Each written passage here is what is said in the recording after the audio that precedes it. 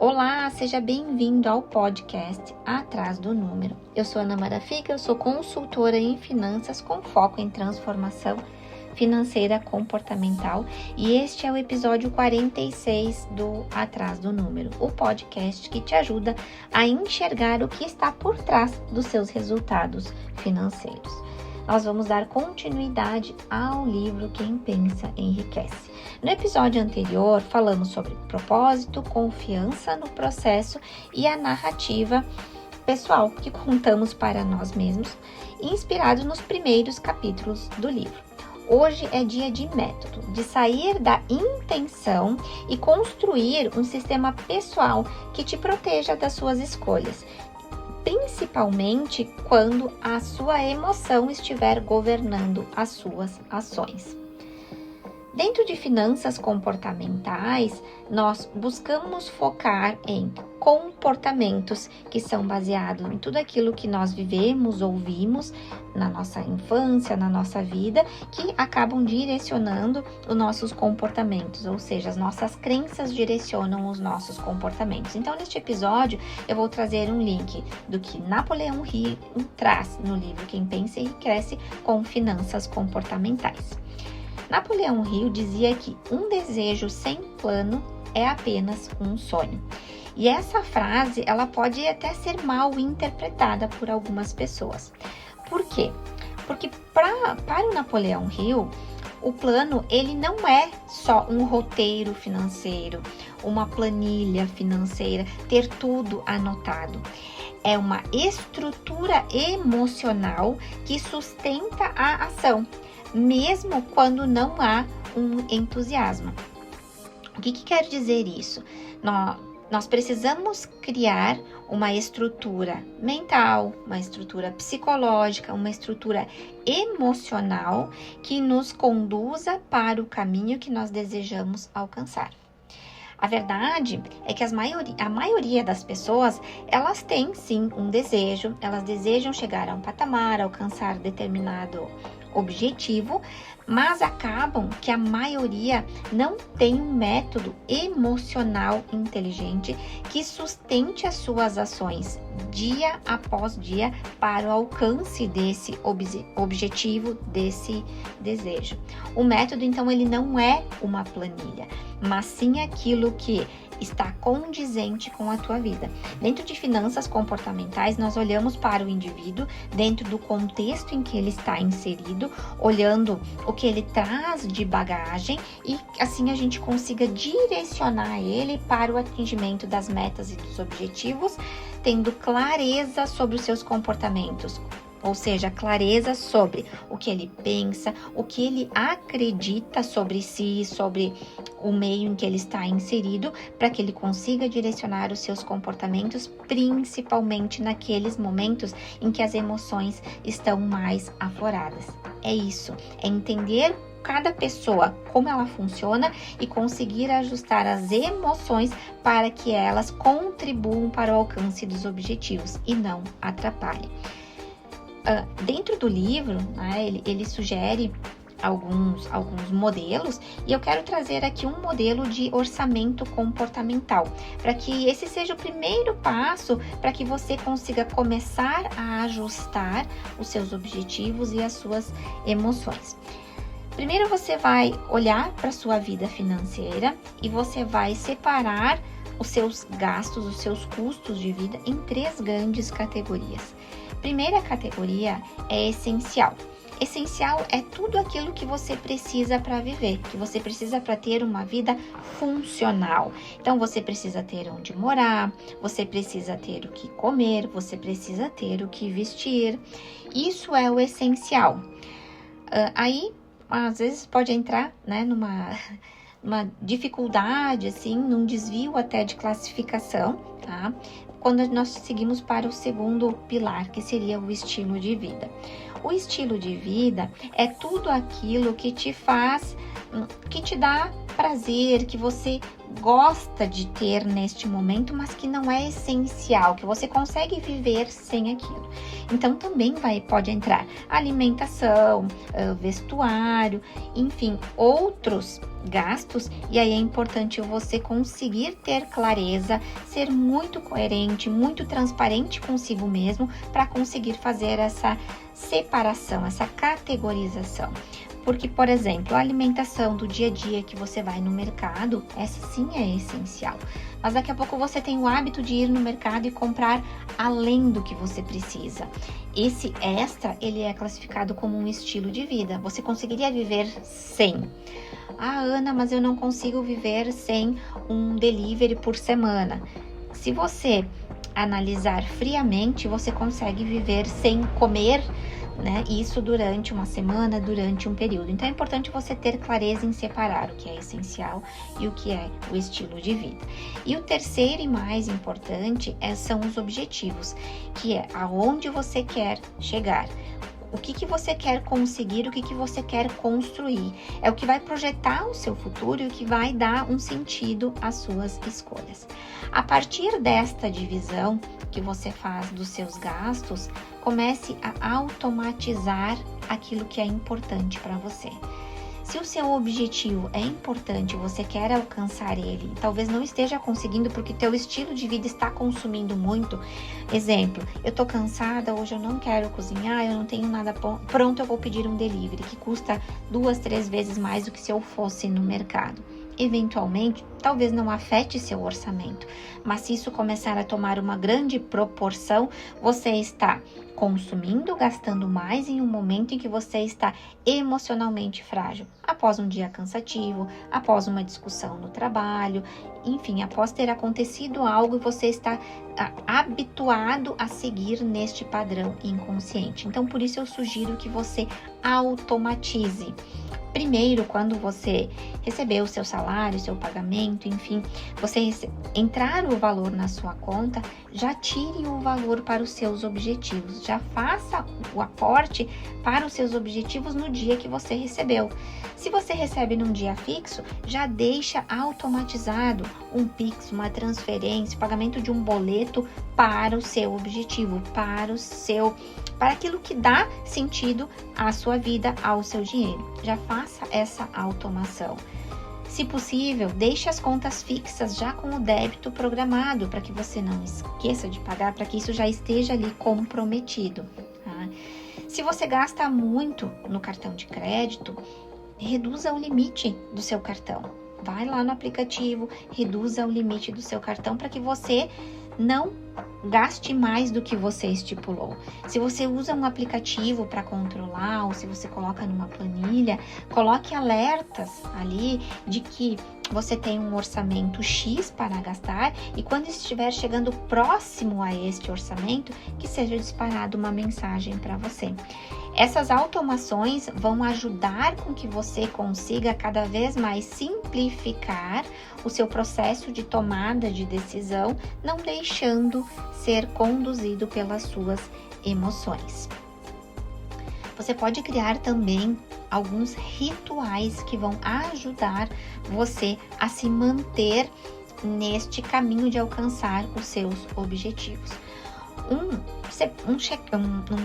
Um ritual interessante seria você ter um check-in semanal, talvez de 10 minutos, 5 minutos, onde você olha a sua agenda, você olha para o seu planejamento semanal, olha para o seu planejamento financeiro e já defina, por exemplo, no domingo você senta 10 minutos, olha para a sua semana, já programa os dias que você pretende ir pedir delivery, pretende ir num restaurante, os gastos que você vai ter naquela semana, o dia que você vai estar cansado, que você já vai ter que deixar uma alimentação pronta, o dia em que você talvez vai no shopping e poderia comprar uma roupa, um sapato, algo que saia do seu orçamento, já prepare a sua semana. Nada muito elaborado, pode ser no papel mesmo ou na sua agenda do celular, mas que você já tenha na sua mente o que você vai fazer e os possíveis desvios que você vai cometer, pode vir a cometer durante aquela semana. Essa preparação já vai te dar subsídio, já vai te dar suporte para quê? Para que naquele momento você não seja somente conduzido pela emoção.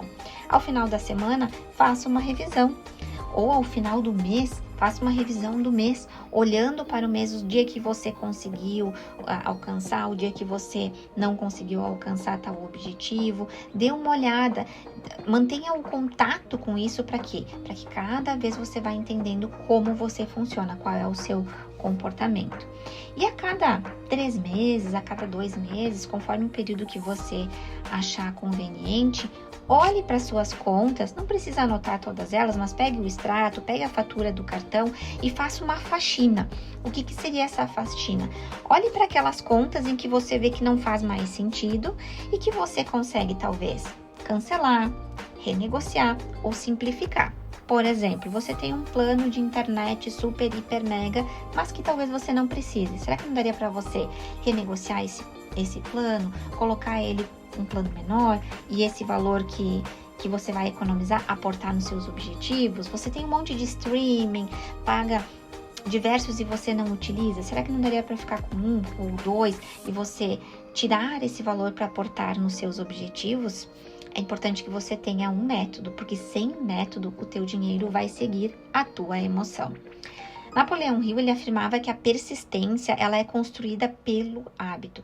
E é isso que esses pequenos rituais vão fazendo com que você crie repetição emocional até que você consiga agir naturalmente deste mesmo padrão. Um dos capítulos assim mais fortes de Quem Pensa Enriquece fala sobre decisão. Hill estudou centenas de pessoas bem-sucedidas e ele identificou um padrão. Ele identificou que essas pessoas decidiam rápido e mudavam devagar. Enquanto que os indecisos, eles esperam segurança emocional para agir, eles vivem presos no quase. Então, decisão, ela é energia direcionada. E no dinheiro, decidir é dizer não, mas com consciência. E para te ajudar a tomar essas decisões com consciência, eu quero te deixar aqui um modelo de 4 perguntas que podem te ajudar nesses momentos de decisão e que você não fique com culpa, não se sinta culpado. Então, quando você tiver que tomar alguma decisão, uma decisão simples de como comprar algo ou não comprar, tanto como uma decisão maior, investir em algo ou não, a primeira pergunta é: isso serve ao meu projeto atual, aonde eu quero chegar? Se a resposta for sim, você segue. Se a resposta for não, você já começa a ficar com a pulguinha atrás da orelha. Existe uma opção mais simples, mais barata, mais fácil, que entrega 80% do valor disso que eu estou querendo agora. Você abre a sua mente para olhar para outras opções e não decidir naquele momento. A terceira pergunta: posso adiar 48 horas essa decisão, mas sem perder a função? Se você disser sim, a qual projeto que eu estou dizendo não? Essa seria a quarta pergunta. Se você conseguir adiar isso, é porque talvez não seja tão importante, principalmente para aquelas compras não essenciais do estilo de vida. Espere as 48 horas, anote aquilo que você quer comprar e depois você revisa. Tem estudos que mostram que em 70% dos casos não acontece a compra, porque ela não era de fato algo necessário, mas sim um impulso. E se você souber dizer sim para aquilo que é importante na sua vida, você vai conseguir dizer não para aquilo que não é importante. Então você precisa ter clareza.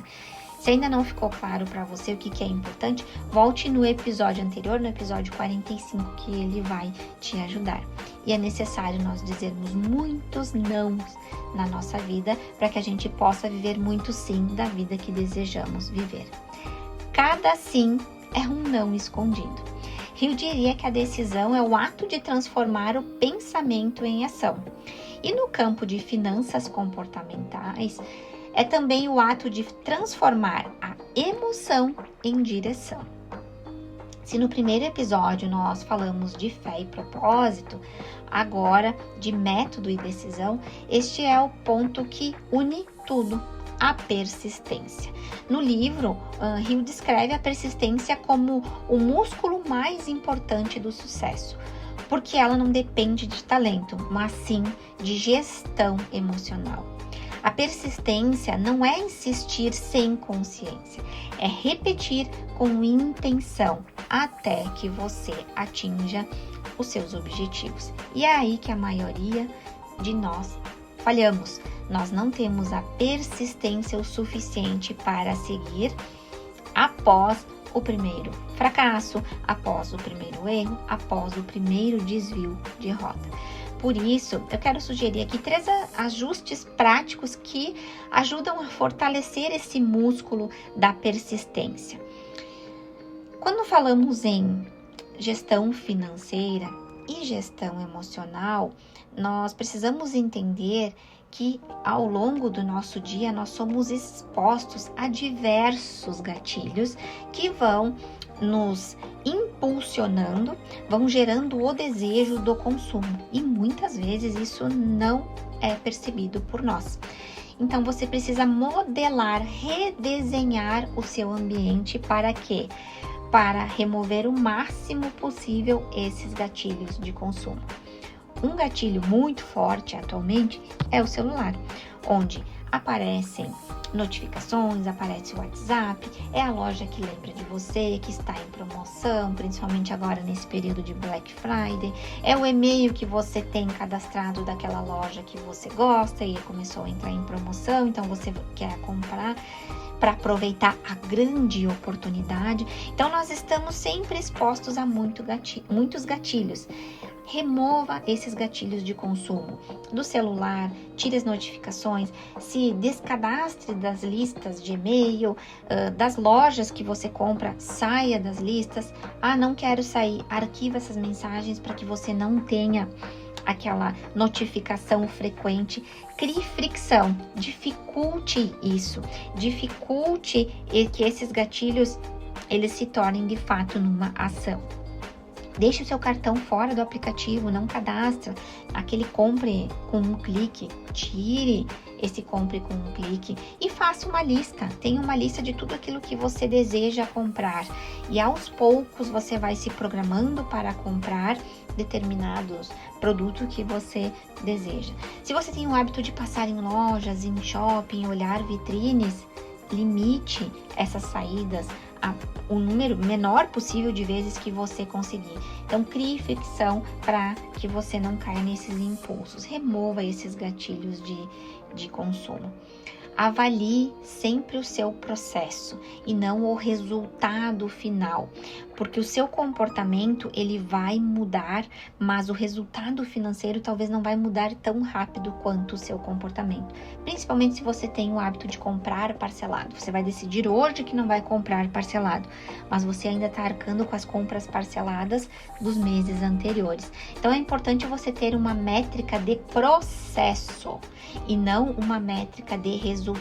Então é importante você voltar ali nos checklist e criar, né, essa perguntinha. Você cumpriu com os seus objetivos da semana? Você cumpriu com os objetivos do mês? E não olhando o quanto eu consegui economizar. Esse vai ser um resultado.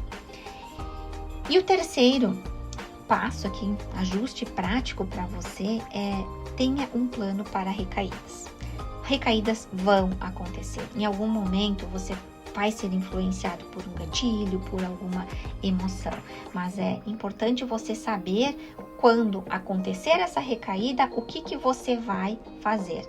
Então é importante nesse momento da recaída, você conseguir racionalizar o máximo possível o que aconteceu nessa recaída para que na próxima vez que esse gatilho aparecer, essa situação aparecer, você saiba como lidar. Então, tente interromper naquele momento. Eu estava rolando o feed do Instagram, apareceu uma promoção, eu cliquei e acabei comprando. Então, para interromper esse ciclo, você deve estabelecer limites de quanto tempo ficar no Instagram rolando o feed, de não seguir determinada loja, ir ajustando esse seu comportamento. Identifique naquele momento que você fez aquela compra, qual foi a sensação que estava por trás, que gerou esse impulso. Era um cansaço? Era uma necessidade de ser aprovado? Era uma necessidade de se sentir pertencente àquele meio? Tente nomear o que é que está por trás desse seu impulso, dessa sua ação da compra. E realinhe, faça um micro passo coerente com a sua rotina, com o seu dia a dia, que você pode fazer daqui para frente para não cair de novo neste gatilho. O sucesso financeiro é repetição inteligente. Hill dizia: a vitória pertence aos mais persistentes e não aos mais inteligentes. Persistência, no fundo, é fidelidade ao propósito quando o entusiasmo acaba. E ainda quero deixar agora, para finalizar, uma dinâmica prática para que você coloque em ação pelo menos em 7 dias e avalie como é que você se comporta, quais são as emoções, quais são os gatilhos que vão aparecer durante essa semana, para que você consiga cada vez mais construir a vida financeira que você deseja com inteligência emocional. Defina um objetivo muito claro para a sua semana. O que você quer executar naquela semana? Eu quero construir e começar com a minha reserva. Olhe para a sua semana. Qual é o valor que você consegue nessa semana destinar para uma reserva? Não quero comprar mais parcelado no cartão. Então, monitore que naquela semana você não vai mais comprar parcelado no cartão. Então, defina um objetivo muito claro do que você quer naquela semana. Escolha uma forma de automatizar esse seu objetivo ou de diminuir os gatilhos, de aumentar a fricção para que você não caia na tentação de não alcançar esse seu objetivo. Faça o seu check-in, aquilo que eu propus, faça o seu check-in da semana. No início da semana, prepare ela. E ao final desses 7 dias, avalie quais foram as vitórias que você tem, os ganhos que você teve neste processo e faça o ajuste necessário para a sua próxima semana. Esse é um primeiro passo, é um laboratório comportamental. Mas se você repetir esse ciclo semanas após semanas, você vai conseguir colocar em prática aquilo que o Hill já ensinava lá em 1937. Você não muda a vida com grandes viradas, você muda com micro vitórias conscientes. Eu espero que esse episódio tenha feito sentido para você, tenha contribuído para que você consiga viver a vida financeira que de fato faz sentido e que você merece. E se isso te ajudou, compartilha com alguém que você saiba que também precisa organizar a vida financeira. E se você quer uma estrutura guiada para sustentar esse método, me chama no direct do Instagram ou use o link da bio para conhecer a minha mentoria. Obrigada por estar comigo até aqui e até o próximo episódio do podcast Atrás do Número. Até lá!